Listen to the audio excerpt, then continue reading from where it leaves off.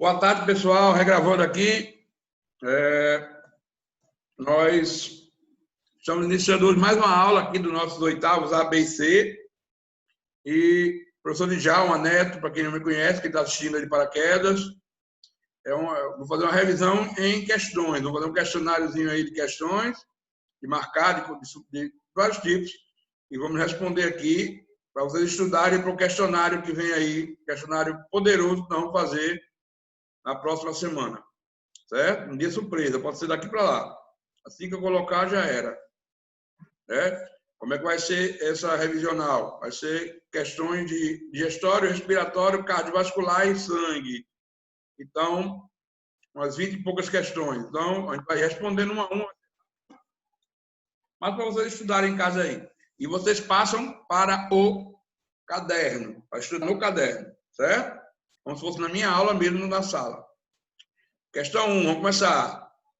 A ingestão de alimentos gordurosos estimula a contração da vesícula biliar. A bile é liberada onde? Vamos lá, tem que conhecer. Quando você come alimento, qualquer alimento, independente de ser gorduroso ou não, o alimento passa pela boca, desce pelo faringe, esôfago, estômago. Na boca já começa a digestão de amido. Chega no estômago, começa a digestão de proteína. Aí do estômago, o bolo alimentar, que é chamado de quimo, vai lá para o intestino delgado, que é aquele intestino gigante, as tripas, como você chama, né? Cerca de 6 metros. O intestino delgado ele é formado, os 25 centímetros do início é chamado de duodeno, né? Que é a parte onde termina a digestão química. Começou na boca, a digestão de amido na boca, começou a digestão de proteína no estômago. E no resto do duodeno, que é assim que sai do estômago, entra no duodeno. São 6 metros, mas só os 25 centímetros iniciais é onde acontece a digestão química. Entre os sucos, o pâncreas produz um suco, que é o suco pancreático, que é derramado lá no duodeno. O próprio intestino delgado produz o suco entérico, que também é derramado lá. E o fígado, ele produz um líquido, um suco chamado de bile, né? Vocês, quando tratam galinha, vocês veem, a mãe tem um cuidado danado de não romper uma bolsinha verde chamada de... para não romper o fel, que amarga a carne da galinha. É verdade. O fel seria a bile e a bolsinha com fel dentro seria a vesícula biliar. A bile ela é produzida pelo fígado e armazenada na vesícula. E quando chega alimento gorduroso no duodeno, a vesícula contrai e manda bile também lá para o intestino, lá para o duodeno. Acontece que os outros sucos são ricos em enzimas que quebram vários tipos de nutrientes. Por exemplo, existem enzimas proteases que quebram proteínas, lipases que quebram lipídios. Só que os lipídios eles não se misturam com água, então eles ficam em glóbulos grandes de gordura, né? De lipídios. Então, a enzima que quebra o lipídio, que são as lipases, elas atacam na borda da gordura. Então, é difícil de digerir a gordura. Ela bota ocorre um ataque pelas bordas. Então, é a mesma coisa. Você já conseguiu lavar um prato engordurado de sopa, por exemplo, só com água? Sai? Não. Né? Então, o que acontece? Os glóbulos de gordura são grandes. A gente usa o quê? Na esponjinha? Limpol, né? Detergente para lavar a louça. Aí, quando você passa lá no prato, no instante tira tudo, tira a gordura. Por quê? O Limpol funciona como detergente, né? É um emulsificador de gordura. Emulsificação de gordura. É função também da bile. A bile não tem enzimas, é o único suco digestório sem enzimas. Guarda essa frase, anota aí. O único suco digestório sem enzimas é a bile. Essa bile, ela tem sais biliares, não tem enzimas. Nem ela é ácida também. É um ácido, não. Nenhum suco desse aqui é ácido. O do estômago, o suco em si não é ácido. O que é ácido é o HCl, que é o ácido clorídrico que o estômago produz, para deixar o meio ácido. Então, a bile é produzida pelo fígado, armazenada na vesícula biliar, e é rica em sais biliares que faz o quê? Elas emulsificam a gordura. A gordura é grande, ela quebra a gordura em partes menores. Aí as lipases, que são enzimas que quebram gorduras, vão lá e digerem a gordura. Certo? Ela facilita o trabalho das lipases, ajuda as lipases. Então, e cara, letra A, onde é que essa bile é liberada? Já falei, não é no estômago nem no fígado. Então, já tirei A, B, C, já está fora. É no duodeno. Mas na D está dizendo que a bile contém enzimas que digerem lipídios. As enzimas que digerem lipídios são lipases. Então, a resposta certa é duodeno. Contém sais biliares que facilitam a digestão dos lipídios. Letra E, A1. Ok, vamos seguir. Qual cirurgia comprometeria mais a função do sistema digestório e por quê? Aí ele colocou, ó, já falamos disso, ó, já ajudou uma questão na outra. A remoção dos 25 centímetros iniciais do intestino delgado, que a gente chama de duodeno, que eu acabei de falar. O início do intestino delgado, o intestino delgado tem 6 metros em média. Mas a gente não tirar as tripas, é o que a gente chama de tripas. A gente tem 2 intestinos, o delgado e o grosso. O grosso tem 1,5 metro, ele é mais calibroso, mas o delgado é gigantesco, ele está socado no meio do intestino grosso ali, né? Aqui no abdômen, nessa área da barriga aqui. Então, o intestino delgado ele é dividido em 3 partes. O duodeno, que só são 25 centímetros, e o resto dos 6 metros, nós temos o jejum íleo, que é exatamente a porção, é importante também, mas não acontece mais digestão lá. Para que esse intestino tão grande? Para que a gente tenha tempo para absorver o máximo dos nutrientes do que a gente come. 6 metros é para demorar muito tempo lá para absorção. É no jejum íleo que a gente absorve os nutrientes. O que não for absorvido, não for quebrado lá no duodeno, não vai servir mais. Vai lá para o intestino grosso para ser retirado a água e fabricado as fezes. A gente vai eliminar do corpo no processo de ejeção, antigamente chamado de defecação. Certo? Aí ele quer saber o que é que vai, o que comprometeria mais a função do sistema digestório. Remoção do duodeno, os 25 centímetros iniciais do intestino delgado, ou a remoção de igual porção de um pedaço do intestino grosso. Ó, acabei de dizer, né? Intestino grosso ele só absorve água e reabsorve água, né? Porque a água já está no corpo, então ela volta ao corpo, o sangue. E a produção de fezes. Você arrancar um pedacinho do intestino grosso, será que vai causar problema? Não. O intestino grosso serve para isso, elaborar fezes e reabsorver água. Então, eu acho, vamos lá. Letra A, remoção do intestino delgado do duodeno seria mais drástica, pois nele ocorre a maior parte da digestão intestinal. Temos, né? De novo, remoção do intestino delgado do duodeno seria mais drástica, pois nele ocorre a absorção, não, aqui já é no jejum íleo. Não, a absorção de toda a água, aqui é do intestino grosso. A remoção do intestino grosso seria mais drástica, não, que a gente já sabe que é do intestino delgado, pois nele ocorre a maior parte da absorção, pronto, já inverteu a função aí. Quem absorve os produtos é o intestino delgado. A remoção do intestino grosso seria mais drástica, pois nele ocorre a absorção de toda a água e que o organismo... Aqui ele faz isso, mas ele não é o mais importante, então também não vai. A função está correta, mas a resposta para a questão não está. As duas remoções seriam igualmente drásticas, pois tanto no duodeno quanto no intestino grosso ocorre digestão e absorção de nutrientes. Está errado também. Então, nós temos uma resposta clara logo na primeira que a gente falou. A remoção do duodeno seria mais drástica, pois nele ocorre a maior parte da digestão intestinal. O resto do intestino, em 6 metros, é só para absorção dos nutrientes, né? E para mandar lá para frente o quê? O que não presta. Quando tu come, por exemplo, que tu encontra nas fezes, não estou dizendo que você fica olhando, né? Mas de vez em quando aparece feijão, milho, pé de São João, nas fezes, porque você não mastigou direito. Não digere de jeito nenhum, caroço, feijão, pedaço de cenoura. Então, vai tudo para as fezes. Ok? Questão 3, ele deu 4 funções aí. Aí ele diz: os eventos da digestão citados acima ocorrem aonde, né? Só para a gente revisar. Início da digestão do amido. Eu falei logo, quando eu comecei a falar da questão 1, eu disse que na boca começa a digestão do amido. Só que ele come rápido demais e o amido que não for quebrado na boca é quebrado lá no intestino delgado, por outra enzima. Na boca, a enzima vem na saliva, que é a amilase salivar ou pitialina. Lá no intestino delgado, do duodeno, existe o pâncreas, o suco pancreático tem a enzima amilase pancreática, que termina a digestão do amido que não foi quebrado na boca.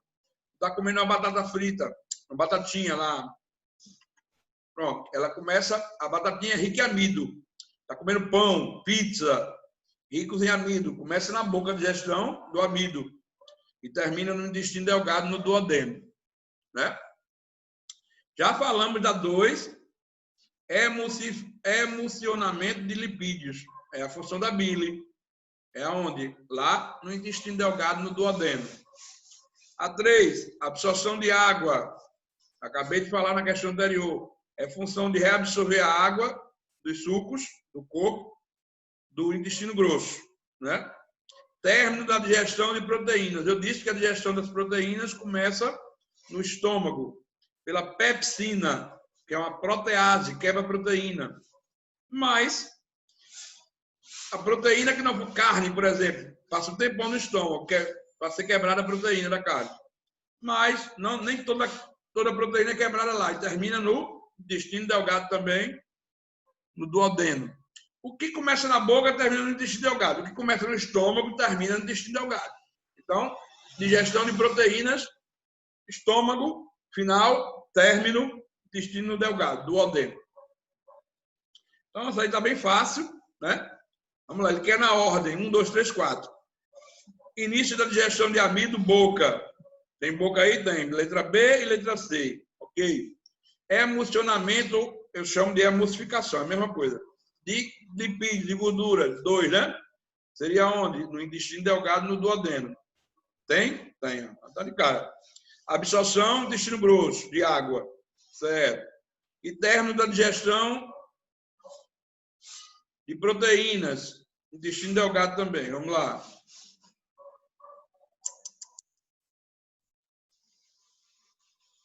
Então, vamos ver qual é o mais correto aqui. Letra A tem esôfago, está errado. Letra B tem boca, mas tem pâncreas. É emulsificação de lipídios, né? Ocorre no duodeno. Término da digestão de proteínas. Pronto. A mais próxima aí seria, né? Do boca, duodeno, intestino grosso e do jejum hídrico, que seria a parte de absorção. Mas aí, como ele vai sendo digerido, as enzimas vão, quando segue nos 6 metros do intestino, as enzimas elas continuam atuando, por enquanto. Né? Então, no jejum hídrico, seria a mais próxima a resposta. Boca, duodeno, intestino grosso e jejum hídrico. Jejum hídrico, para quem não lembra, eu disse, é os 6 metros do intestino delgado. 4. Quais as 3 paradas químicas da digestão? Já falei para vocês também, né? Boca, estômago, intestino delgado no duodeno. Letra A. 5. O sistema respiratório, daqui, ó, desenhei, o sistema respiratório é composto por órgãos que atuam no equilíbrio do organismo. Entre as suas funções estão trocas gasosas, defesa pulmonar e produção de sons. Né?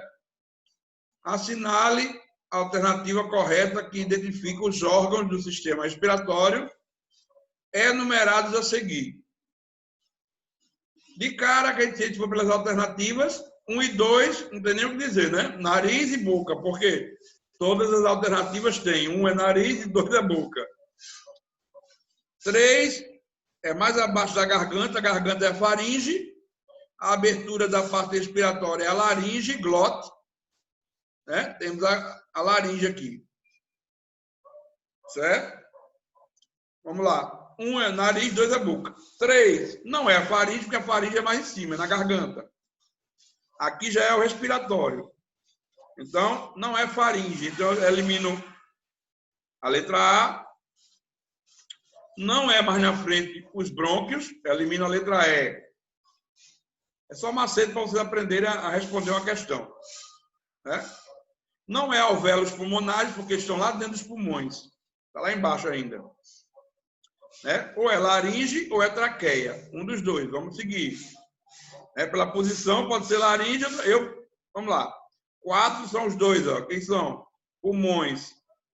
Também aqui dá... Mas também tem pulmão em tudo. Ave Maria, 4 pulmões. E 5 é um músculo que está separando o tórax do abdômen, que está aqui atravessando a gente, chamado de diafragma. Quando a gente respira, ele baixa para que o pulmão cresça para baixo. E nós temos os músculos intercostais entre as costelas, que afastam as costelas para que os pulmões cresçam para todos os lados. Né? Ok? Então, vamos ver qual é a resposta certa. 5, diafragma, 4 pulmões, 1 nariz, 2 boca. Ficou entre laringe e traqueia. Então, nesse caso aqui,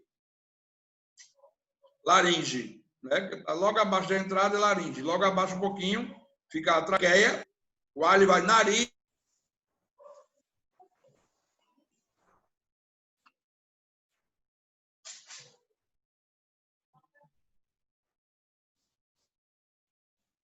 Dando continuidade aí à nossa aula, deixa eu ver se deu uma queda de energia, caiu, mas continuou aqui. Né? Vamos lá. Compartilhar de novo a tela. Aqui. Pronto. Ah, Maria, corrida.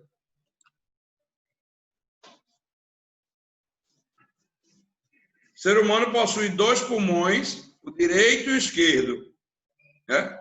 Que são órgãos esponjosos situados dentro da caixa torácica. Lá dentro, né? 2.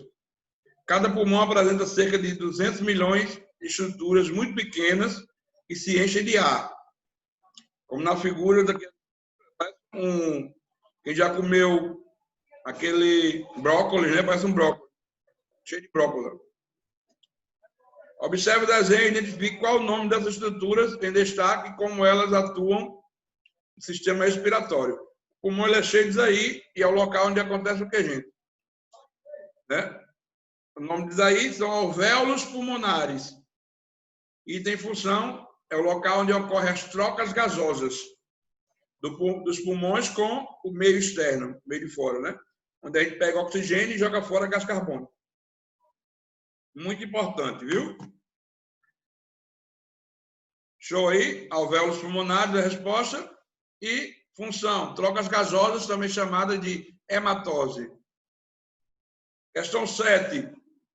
Inspiração e expiração são movimentos respiratórios realizados, respectivamente, para a entrada e saída de ar do nosso corpo.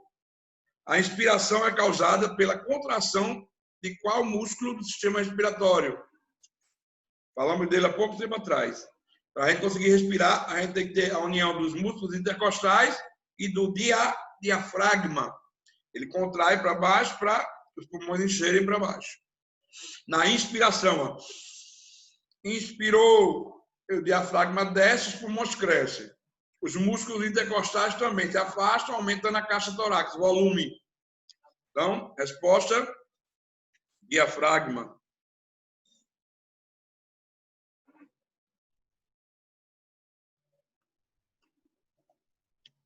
Questão 8.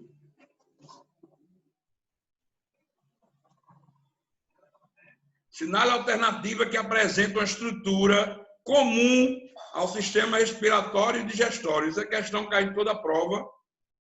Caiu no questionário passado, eu acho. Né? Nós temos a garganta, que ela tanto passa alimento e água, como passa oxigênio. Né? O ar. Aqui atrás, a garganta. Ela tem um nome técnico, que é faringe. Ela tem uma porção oral... Ela tem uma porção oral ligada à boca, tem uma porção nasal ligada ao nariz e tem uma porção ligada ao aparelho respiratório abaixo, que seria a laringe, chamada laringofaringe. Resposta B, faringe. Na respiração pulmonar,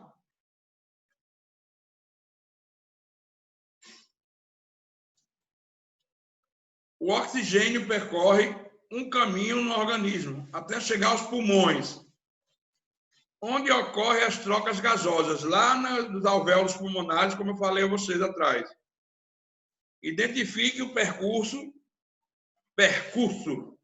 correto, caminho, que o ar faz pelo sistema respiratório do corpo. Acabei de mostrar o caminho todinho agora para vocês. Né? Nariz, não tem nariz aí, mas tudo bem. Depois do nariz, fossas nasais, faringe, laringe, traqueia, brônquios. Os brônquios se dividem em bronquíolos. Os bronquíolos se dividem em mais bronquíolos, até se transformar nos alvéolos pulmonares dos pulmões. Tem resposta? Vamos lá. Fossas nasais, faringe, laringe, traqueia. Aí, letra A é o caminho correto. Fossas nasais, faringe, laringe, traqueia, brônquios, bronquíolos e alvéolos pulmonares. Questão 10. No homem, o controle dos movimentos respiratórios, assim como do coração, é exercido por que parte do sistema nervoso ou da glândula, né? Tanto faz. Gente, eu não falei muito na sala, mas quem controla o nosso sistema cardiorrespiratório, coração e respiração, pulmões, é uma região do tronco encefálico do sistema nervoso central. O sistema nervoso central ele é formado, vai estudar isso ainda, por um encéfalo, que é o cérebro, o tronco encefálico, que é o bulbo, mesencéfalo e ponte, e cerebelo, né? Além da medula espinhal, ou espinal, ou raquidiana. De tudo isso aí, quem controla o sistema cardiorrespiratório, se você tiver uma lesão, ele fica aqui atrás da nuca, ó. Se você tiver uma lesão de bulbo, você tem uma parada cardiorrespiratória e pode morrer, né? Ok? Então, resposta certa, letra C, bulbo. 11. Agentes externos como fungos, poeira e pólen podem ser causadores de doenças do sistema respiratório. As doenças respiratórias são classificadas como infecciosas, quando ocorre a inflamação de um órgão ou alérgicas devido à sensibilidade a alguns organismos. Identifique qual doença não ocorre nos pulmões. Aí tem 5 doenças: asma, cistite, bronquite, pneumonia e tuberculose. De cara, tuberculose, a gente sabe que ela ocorre nos pulmões, sim. Pneumonia também, né? Muito grave. Na minha família tem um bocado de gente que tem pneumonia. Tuberculose, o cara tosse, sai sangue na tossida. Bronquite acontece lá nos brônquios e nos pulmões, né? Asma, fecha o tubo respiratório, né? Também tem a ver com a parte dos pulmões. A única doença invasora que está aí, que não tem nada a ver, é a cistite, que é a inflamação da bexiga urinária, onde você guarda a urina. Então, a única resposta aí corretíssima, perfeita, seria cistite, né? Independente. Assinale a alternativa que não apresenta uma função do sistema cardiovascular. Coração e vaso sanguíneo tem função de quê? Bombear sangue para o corpo todo, levar sangue a várias áreas do corpo, transportar o que no sangue? O sangue ele leva células, nutrientes, oxigênio, gás carbônico, gases respiratórios, né? Hormônios. Eita, danado. Vamos lá. excreções, excretas, substâncias tóxicas vão lá para o fígado, vão para os rins. Então, tudo isso é o sistema cardiovascular que leva. Vamos lá. Letra A, transporte de nutrientes, está correto. Eliminação de excreções, está correto. Produção de hormônios. Olha o que está. Uma pegadinha. Vamos para C. Distribuição de mecanismo de defesa. Sim. As células sanguíneas também têm os leucócitos que defendem, né? Manda para todo o corpo, né? As células de defesa. E quem faz essa distribuição no corpo é o sangue, que vai pelo sistema cardiovascular. Produção de hormônios é função do sistema endócrino, não é do sistema cardiovascular. Então, já temos a resposta. Não é função do sistema cardiovascular a produção de hormônio. Cuidado, porque o sangue transporta os hormônios pelo corpo. Os vasos sanguíneos transportam no sangue, mas não produzem. Questão 13. Sobre a estrutura do sistema cardiovascular, é correto afirmar que. Correto é o que está certo. Só tem uma certa, então vamos achar. Primeiro, letra A. Vamos julgar aí. O sistema cardiovascular é formado por coração, vasos sanguíneos e sangue. Ok. O coração, órgão muscular oco, está situado atrás dos pulmões. Vamos seguir.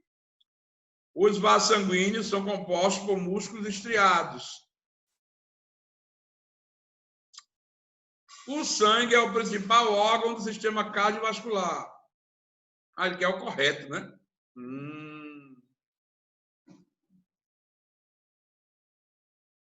Menino. Vamos lá, vamos correr atrás disso aqui. Olha aí. O único que eu parei para dizer né? Formado, o sistema cardiovascular é formado por coração, vasos sanguíneos e sangue. O coração, órgão muscular oco, está situado atrás dos pulmões. Não. O coração, ele fica o nome desse espaço entre os dois pulmões é chamado de mediastino. O coração fica dentro do mediastino. Ele nem é direito, nem é esquerdo, nem é central. Ele é centralizado, desviado para a esquerda. Então, ele não fica atrás dos pulmões. Ele fica aonde? Fica onde, mulher? Ele fica entre os dois pulmões, no espaço entre eles, chamado de mediastino. Os vasos sanguíneos são compostos por músculo estriado. Não, é por musculatura lisa. O sangue é o principal órgão do sistema cardiovascular. Jamais. O sangue é importantíssimo, mas o principal órgão do sistema cardiovascular é o coração. Show? Questão 14. Sobre vasos sanguíneos é incorreto. Aí agora estou pedindo o que está errado. Só tem um errado. A maioria está certa. Só uma está errada. Você vai marcar o que está errado. Letra A. Constituem uma ampla rede de tubos. Eu estou falando de quem? Dos vasos sanguíneos. Constituem uma ampla rede de tubos, né? Por onde circula o sangue, distribuídos por todo o corpo. Olha, eu acho que está certo. B. Existem 3 tipos de vasos sanguíneos: artérias, as veias e os vasos capilares. Muito bem. C. Esses tubos possuem diferentes diâmetros. Diâmetro é o quê? Grossura, né? Os mais finos, os mais grossos. E fazem circular o sangue arterial e venoso. Muito bem. São todos grossos e calibrosos. Eita, acabei de mostrar que possuem diferentes diâmetros. Então, não tem como dizer que todos são grossos. Os grossos são as artérias. As veias são mais finas e os capilares são finíssimos, microscópicos. Então, a resposta errada, incorreta, são todos grossos ou calibrosos. Questão 15. Observe a imagem abaixo e identifique que cavidades são responsáveis, respectivamente, pela entrada e saída de sangue do coração, né? Cuidado, eu perguntei cavidades, eu não falei vasos, nem válvulas. O coração, ele tem a forma meio cônica da sua mão, do seu punho fechado. Ele tem uma base que é em cima, ao contrário, a gente pensa que base é embaixo, mas a base do coração é em cima. Nessa base chegam e saem vasos sanguíneos, como, por exemplo, as veias cavas, superior e inferior, a artéria pulmonar, direita e esquerda. Do outro lado chega as veias pulmonares, 4 grupos, e sai do coração. Do outro lado a artéria aorta. Isso aí são vasos que irrigam o coração, né? Que chegam e saem do coração. E tem as coronárias que irrigam o próprio coração, que precisa também de sangue, de oxigênio. Mas ele perguntou cavidades. Menina? Cavidades. Furei a mulher que sem querer com o dedo, né? Cavidades. São 4 cavidades do coração. O coração ele tem em cima os átrios, embaixo os ventrículos, né? Os átrios são menores, embaixo os ventrículos são maiores, e o ventrículo esquerdo, que está mandando sangue para o corpo todo, ele é mais musculoso, ele é mais grosso, maior. Se alguém um dia perguntar a você qual a cavidade do coração mais grossa, mais calibrosa, maior, aí você vai dizer, e por quê? Aí você vai dizer, é o ventrículo esquerdo, porque ele precisa ter mais força para mandar sangue para todo o corpo. E o que é que tem que dá força ao coração para ele bombear? O coração ele tem 3 camadas, né? A camada de fora, que é o epicárdio, a camada de músculo, que é exatamente importante aqui, que é o miocárdio.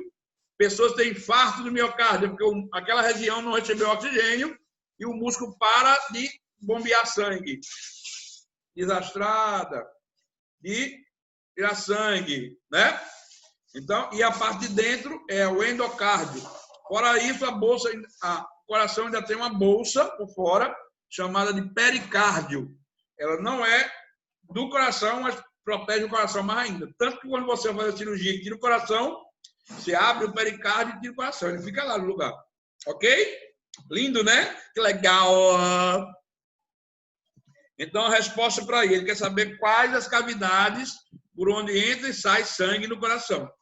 Aí ele botou para enrolar vocês válvulas tricúspide e mitral. Elas estão entre os átrios e ventrículos. Veias cavas superior e inferior. Está chegando, mas não são cavidades, são vasos. Veias pulmonares estão saindo. Não são vasos que eu quero, ele quer cavidades. Aí sobrou, letra D, átrios e ventrículos, onde chega e onde sai sangue. Show de bola?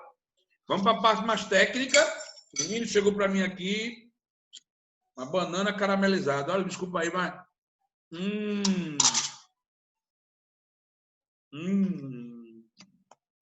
Queimado demais a banana.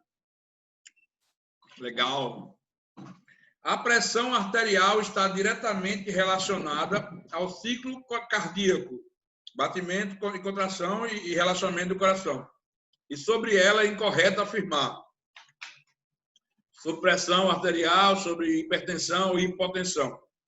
Hipertensão, a pessoa é hipertensa, porque a pressão média de um adulto está em torno de 12/8, né? É uma medida que eles fazem. Acima um pouquinho, 13/8, por 9, já é uma pressão, né? Está alta.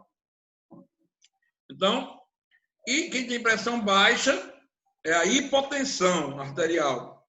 A pressão cai. Aí, todas as duas são perigosas.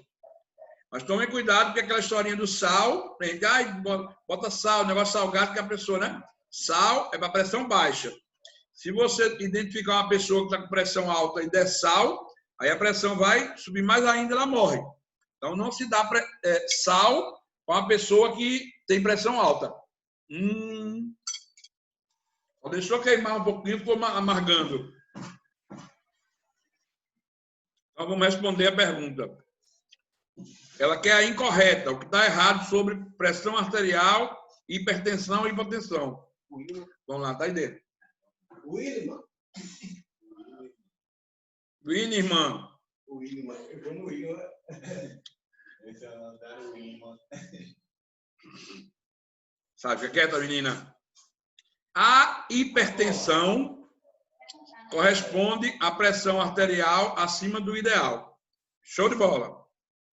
Apresenta valores fixos, independente das condições do indivíduo, como, por exemplo, a gravidez. Não, está errado, né? A mulher grávida que tem problema de aumento e diminuição de pressão, algumas, né?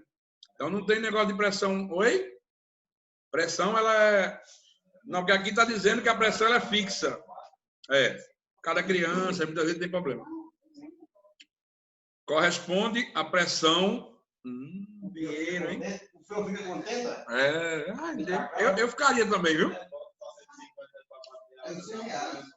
Ah.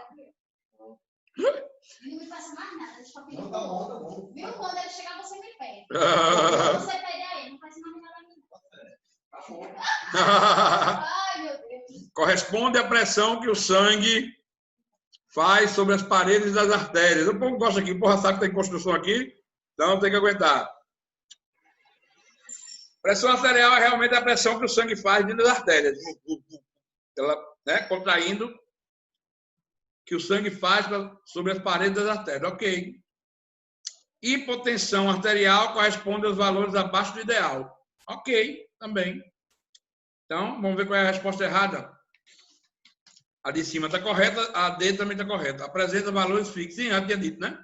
Resposta correta, jamais.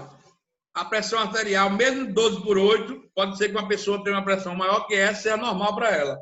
Então, varia de uma pessoa para outra, varia a idade, varia o sexo, varia se é homem ou mulher, tem pressão diferente, de criança, diferente no velho, idoso, e as idades, isso aí. Então, uma mulher grávida ela pode ter problema de pressão também. Pode ser normal para ela, por causa do bebê, mas pode não ser também. Ok? Resposta letra B está errada, incorreta. Apresenta valores fixos, independente da condição do indivíduo, como, por exemplo, a gravidez. Está errado. O coração realiza suas funções através de 2 circuitos fechados. A pequena circulação, já vou dizendo que é entre coração, pulmões, coração. E a grande circulação, coração, corpo, coração. Esses percursos são diferenciados pelo quê? Vamos lá. A pequena circulação passa apenas uma vez pelo coração. Enquanto a grande tem 2 passagens. É igual. A diferença é só o tamanho do circuito. Mas no coração, o sangue vai do lado direito para os pulmões. Depois volta para o coração de novo pelo lado esquerdo. Né? E esse sangue ele vai venoso para os pulmões e volta arterial para o coração. Aí a artéria aorta manda para o corpo e volta pelas veias cavas. Vai sangue arterial e volta venoso. Então, 2 vezes cada um. Errado a A. B. O fluxo de sangue circulando na minha sobrinha é menor na grande circulação e maior na pequena circulação. Olha, inverteu, é uma pegadinha. O fluxo maior de sangue é menor na pequena circulação, que é coração, pulmões, coração. E ele é maior no coração, corpo, coração, na grande circulação. Ele trocou aí. C. A pequena circulação ocorre entre pulmões e coração. Já a grande circulação se dá entre coração e demais partes do corpo. Né? Show. Até agora está boazinha. Na pequena circulação apenas há a passagem de sangue venoso. Enquanto na grande há apenas não. Eu acabei de dizer que do coração vai para os pulmões sangue venoso. E volta dos pulmões para o coração arterial. Aí a pequena circulação tem os 2 tipos de sangue. A circulação, a grande circulação, coração, corpo, vai arterial, que é rico em oxigênio, e volta venoso, que é rico em gás carbônico. Né? Então, realmente está errado. Vamos lá, só para julgar. Pequena circulação passa apenas uma vez, errado. Fluxo de sangue é menor na grande, errado. A pequena circulação ocorre entre os pulmões e o coração. Já a grande entre o coração e as demais partes do corpo. Resposta letra C. Show de bola. 18. Com relação aos elementos figurados do sangue, qual é a principal função dos glóbulos brancos, também chamados de leucócitos? Né? Vamos lá. O sangue transporta nutrientes, Eliminação da glicose, não. Transporte de oxigênio às hemácias, glóbulos vermelhos. Coagulação do sangue é função das plaquetas. Então, sobrou defesa do organismo. São questões diretas que eu coloquei aqui para vocês. Como foi o assunto mais atual, mais cai. Uma pessoa realiza o exame de sangue e percebe, ao ver o resultado, que está com a quantidade de leucócitos acima do valor normal para a sua idade. Esse resultado pode sugerir que a pessoa está com anemia. A anemia está relacionada a hemácias, glóbulos vermelhos. Hemorragias constantes, está relacionado com coagulação do sangue, então com plaquetas. Infecção, pode ser. Leucopenia, é o quê? É a baixa dos leucócitos. Você está dizendo que uma quantidade maior de leucócitos, então, leucopenia é a baixa. Leucocitose é o aumento. Anemia, já falei que anemia, qualquer tipo de anemia tem a ver com hemácias. Então, a resposta certa, qualquer pessoa que tenha, quando você vai para o médico e está com doente, a primeira coisa que ele faz é o exame de sangue. Ele olha logo a taxa de leucócitos. Né? Se ela está alta, quer dizer que está relacionado com alguma infecção do seu corpo. Ele já vai tratar a infecção. Então, resposta, infecção. 20. O sangue é um tecido constituído por uma substância intercelular líquida, onde estão presentes alguns tipos de células. Entre as células do sangue, encontramos os eritrócitos, ou glóbulos vermelhos, chamados também de hemácias, que se caracterizam por... Como é que são as hemácias? Você quer saber, né? O que ela faz? Vamos lá. As hemácias produzem anticorpos? Não, são os leucócitos que produzem anticorpos. As hemácias são um tipo de leucócito encontrado em grande número na célula? Não. Eu falei que não é. São hemácias. Produzem, né? A função dela. Histamina e heparina são duas substâncias, tem a ver também com a parte de infecção, de alergias, processo alérgico. Não. Ser uma célula nucleada, vixe, eu esqueci de dizer que as hemácias elas são anucleadas, não nos mamíferos, não tem núcleo. Elas são anucleadas. Certo? Então, letra E. Ser uma célula de forma discoide, né? Disco bicôncavo, parece um confeito soft, daqueles que a gente gosta. Tem um buraquinho no meio, é redondinho, mas tem uma baixa. Rica em hemoglobina, pigmento que transporta oxigênio e gás carbônico nas hemácias. Corretíssimo. Né? Poderia ser a D se ele tivesse dito que ela era anucleada, não tem núcleo. Porque danado não tem núcleo, é hemácia de Djalma. Nos mamíferos só, viu? A partir de aves, répteis, anfíbios, tudo isso tem núcleo, as hemácias. Aqui, sabe por quê? Porque o núcleo é grande e atrapalha a quantidade de hemácia de hemoglobina fica dentro. Então, eles perdem o núcleo lá na medula óssea, onde eles são produzidos. O sangue é produzido na medula óssea vermelha e ele joga fora o núcleo assim que as células são formadas. Para quê? Para caber mais hemoglobina. Né? Consequentemente, as hemácias também sem núcleo, ela vive pouco tempo. Algumas delas vivem 120 dias só. Resposta, letra E. Ser uma célula na forma de disco, rica em hemoglobina. Corretíssimo. 21.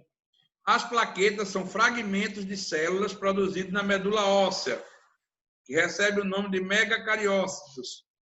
Ela relaciona principalmente, já falei há algum tempo atrás, né? A fagocitose de organismos invasores, não, eles aí são os leucócitos. A produção de heparina e histamina, não. A produção de anticorpos, leucócitos. A coagulação sanguínea, show de bola. Transporte de oxigênio, hemácias ou glóbulos vermelhos. Então, a resposta, coagulação sanguínea. Coagulação do sangue. Está meio turvo aí, mas eu achei essa questão muito interessante para a gente trabalhar o que a gente fez naquela atividade de hemograma, aquele exame de sangue, contagem de elementos figurados do sangue, né? Aí é o hemograma, aí a questão 22 diz assim, esse paciente tem uma questão do paciente masculino e uma do paciente feminino. Vamos lá. Vai dizer se é verdadeiro ou falso o que a gente descobriu nesse hemograma. Paciente do sexo masculino, de 25 anos de idade, procurou atendimento médico queixando de febre e calafrio. Calafrio é aquele... como se tivesse algo soprando na nuca da gente. Ui! Nos últimos 3 dias, amostras de sangue foram colhidas e alguns resultados do hemograma do paciente estão a seguir. Aí, ele não falou nem de leucócito, nada. Falou mais da parte da hemoglobina, né? Tem 11, né? Aí abaixo a gente vê, a seguir são apresentados intervalos de normalidade com valores referentes para adultos do sexo masculino. A hemoglobina correta, a média normal é de 14 a 18, está 11, está abaixo a hemoglobina, né? A hemoglobina transporta oxigênio nas hemácias, né? O hematócrito em percentual está em 31%. O normal é de 42 a 52, está baixo também, né? O número de eritrócitos, de hemácias, glóbulos vermelhos, a média é 4,7 a 6,1. Lá está 3,6, está muito baixo. De cara, se está baixo, ele tem anemia. Com certeza, ela tem quadro de anemia, que dá exatamente problemas como febre e calafrios, né? De alguma forma. Então, vamos lá. O resto aí não precisa falar muito, não, porque... Vamos lá. Com base no caso clínico descrito nas informações apresentadas, julgue os seguintes itens. O paciente apresenta um quadro de anemia, pois os valores de hemoglobina, hematócrito e contagem de eritrócitos estão abaixo dos intervalos de normalidade para a sua idade e seu sexo. Acabei de falar, né? Tem a ver com quadro de anemia. Vamos ver se está certo ou errado. Verdadeiro! Agora, é uma paciente do sexo feminino de 20 anos de idade, procurou também um posto de saúde com queixa de fraqueza muscular, dores abdominais, diarreia persistente, quer dizer que não para, havia mais de 2 semanas, com fezes acinzentadas, e aparência oleosa nas fezes. Menino, que horror. Foram colhidas amostras de sangue e fezes da paciente para realizar os exames. E alguns resultados estão aí. Aqui já tem resultado de leucócitos. Vamos lá. Os leucócitos totais. O normal é entre 6 e 17. Né? Lá está em torno de 5,93. Quase perto de 6. Está um pouquinho abaixo, mas não é muito não. Os linfócitos de defesa, 1,4. A média é 1,2 a 3,4. Então, não é normal.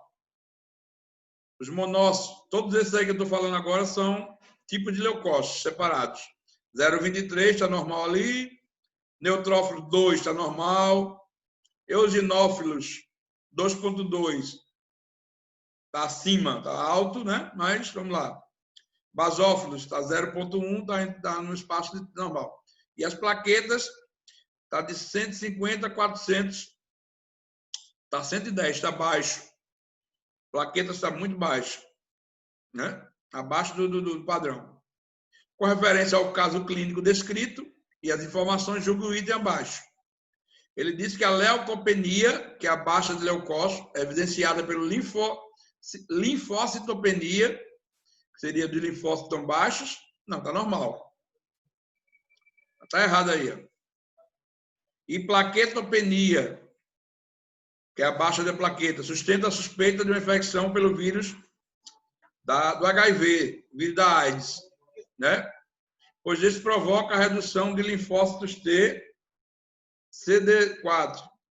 Não, os linfócitos, se você olhar lá, gente, ó, ele está 1,4 linfócitos normais, quais são? De 1,2 a 3,4. Então, está normal. Então, com certeza, isso daí, esse diagnóstico que esse médico deu, esse médico aí é um fura-olho. É um médico fim de feira. Né? Falsa. Certo? Ok? Show de bola. Joca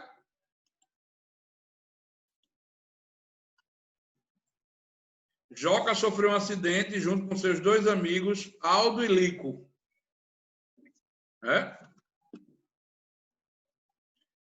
Joca teve perda de 2/3 do sangue e veio a óbito.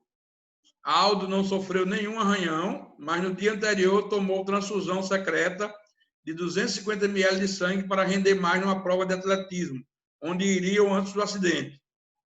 E Lico sofreu um corte na perna, onde perdeu apenas 1/3 do sangue. Marque o que é incorreto. Vamos lá. Essa aqui é a história da volemia, o volume sanguíneo. Nós temos cerca de 5 a 6 litros de sangue um adulto. Né? Criança tem menos, idoso, aí vai. Aí existem 3 quadros quanto à quantidade de sangue. Quando você recebe mais sangue que o normal, acima, por exemplo, no caso, o rapaz ali, ele teve